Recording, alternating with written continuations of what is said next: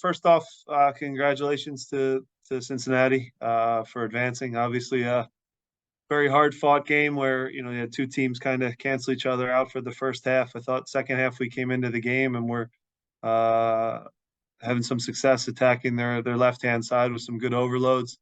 Had a little bit of momentum, had a couple good chances. Didn't quite get it done, and then obviously at the end of the game, there's what's I've been told is offsides. I've seen it a few times. It looks like offsides, so it hurts. But at the same time now, the group in the locker room fought hard, put a ton into the season. It's never easy when uh, the decisions like that kind of affect the finality of a lot of hard work. But again, I can't say definitively whether it's on or off. Just from what I've heard context wise from different people, it sounds like it was at least close. So it hurts a lot. We move on now, and unfortunately, our season finishes up. Thanks, Jim. Kyle Money. Jim, what's your message to the team after a finish like that through a game? Yeah, look, after a game, after most games, I don't speak to the guys just because I think emotions are too high, positive or negative. So we give them time. Obviously, I said congratulations to all of them for the season. It hurts, when you lose a game like that. We still did lose assignments on that last free kick, whether it's offsides or not. So there's always things you can improve and do better. But yeah, you look at it, 50 plus games this season. I think we wound up winning about 26 of them, which there's some positives in. But overall, we wanted to hit the ultimate goal, which was lifting MLS Cup, and we fall a little bit short of that. Joe Tanzi. Jim, did you feel like in that before the goal that you guys did enough to at least get it to extra time, or did you want to see more out of that front three to maybe end it in 90? Yeah, we had chances, Joe. I thought, first half too. If you look at the Olivier driving to the end line, one that he puts across, he could finish. Mikel has a really good chance that he could put away. Then we had some scrambles in the second half. Nathan has a decent shot. Had a couple restarts that we could have got our head on or flicked or even put a shot on goal. So look, overall, I think we created enough on the road in the playoffs to get a result. I thought it was going to be a situation where 0-0 gets you to extra time and we go from there. I thought we had a little bit of momentum towards the end of the game, but obviously the play, the restart changes things, and it hurts.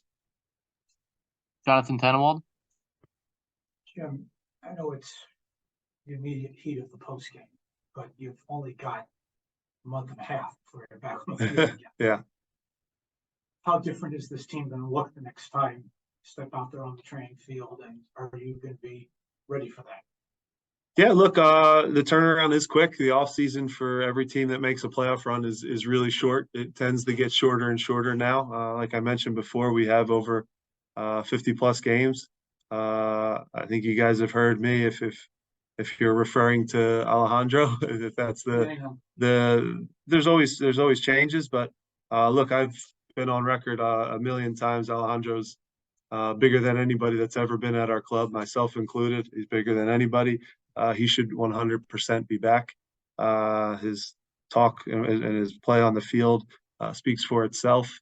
I think anywhere in the world, the head coach would have a say in what's up with his captain. I think there was a miscommunication for sure. So we'll see how that plays out. But I think it's the reference to the changes that you're talking about. So again, we'll see what happens. Alejandro's given this club everything. Our guys put a ton into the game again. And yeah, it hurts right now in the immediacy after a tough loss. But I think you guys know where I stand as the coach with Alejandro.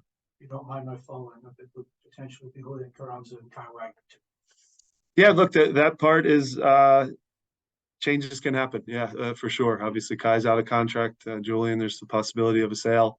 So, look, every offseason there's going to be changes. Hopefully, they're not drastic, and hopefully they're well thought out, and everyone talks and gets on the same page for those changes. So, we'll do what makes sense to get better like we do every offseason. But now, yeah, those discussions will be ongoing now. But it's always disappointing when it comes to an end so abruptly too, with an indecisive kind of play. VAR's there for a reason to get things right, and I'm not sure that it worked out tonight. Matt DeGeorge? Jim, on that last play, were you given any explanation as to why it wasn't referred to VAR from the fourth official? Yeah, so we have an iPad obviously on the bench. Every player that saw it, every coach that saw it said, "Don't worry, it's offsides, it's coming back. Baji's offsides." That's also why we didn't have a change up immediately, because it was so clear to everybody that was telling me. So look, again, I think the word that we got from the center referee was that they did review it and it was deemed onside. So look, they don't have to answer any questions either. So I'm the one that has to sit up here with my season being over. They just get to leave. And again, the whole night, now I'm doing what I didn't want to do, is complain about the refs. But yeah, it's a tough ending to a season. I'll just put it that way.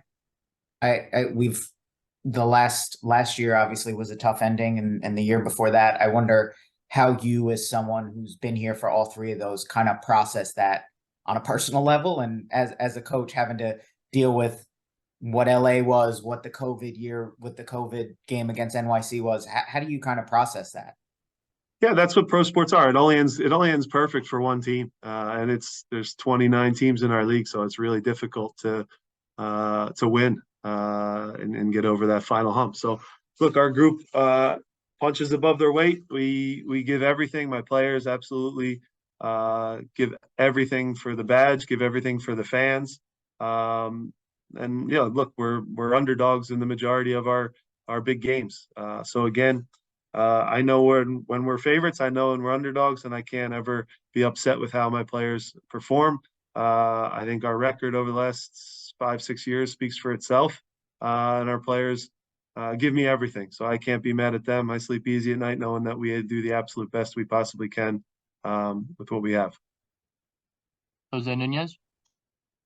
Hi, Jim. Good evening. Can you give us an update on Jose Martinez and maybe what sort of transpired with Paul rushing as well during that game?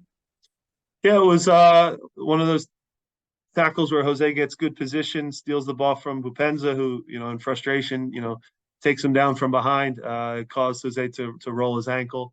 He couldn't put much weight on it, so we were proactive and just made the sub for Bueno. Obviously, we miss Jose. He's a great player.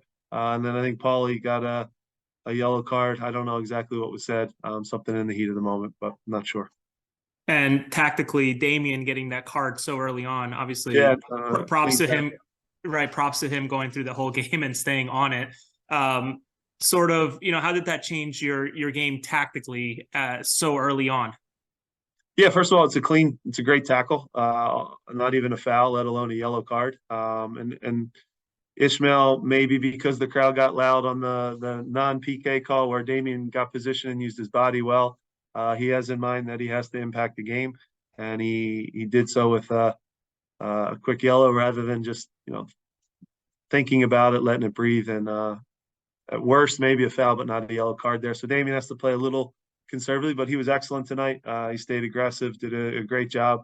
Every guy on the field gave everything. We fell asleep a little bit on the restart at the end, and that's what was the deciding factor.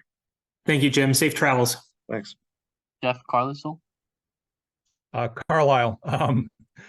Jim, just to follow up on Matthew's question from earlier, I mean, just given the crazy and dramatic manner of some of these playoff defeats, I mean, do you feel a little snake bit? I mean, to what degree do you feel that way about just the last 3 years in the postseason?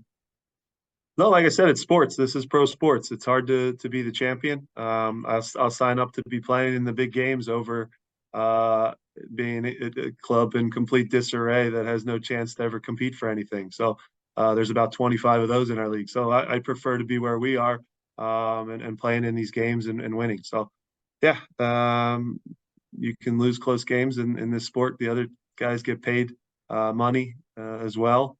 And we lost to the Supporters Shield winner this year. in their building, so it can happen.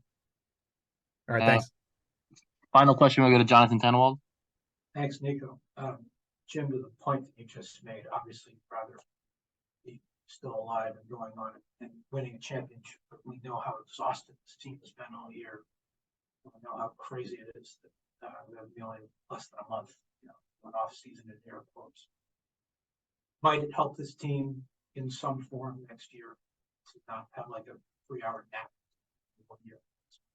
What do you mean by 3-hour nap? Just the off season would have been so short. These guys are already exhausted. Yeah, but they're pros. And look, our guys, they logged a lot of minutes this year for sure, but we'll be able to recover. It's going to be a busy next season as well, because you have Copa America, you have Danny will be gone at the Euros, you'll have Olympics, we'll be missing players there. So, there's going to be a lot of traveling, a lot of games, a lot of guys missing for the entire year. So again, we'll have to regroup, reset, and this one hurts right now, but this is pro sports. This is the way it is, and we have to find a way to move on and get better next season.